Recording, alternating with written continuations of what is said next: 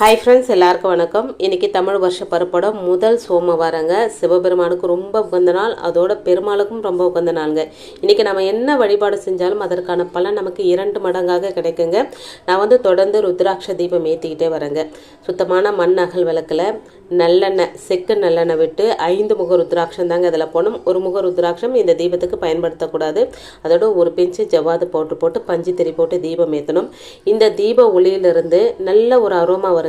அந்த நல்லெண்ணெயோட வாசம், அந்த ஜவ்வாதோட வாசம், அதோட அந்த ருத்ராட்சத்தோட வாசம் நம்ம வீடு ஃபுல்லாக நிறைஞ்சிருக்குங்க. சிவபெருமான் நம்ம வீடு ஃபுல்லாக நிறைஞ்சிருக்கிறதா ஒரு ஐதீகங்க.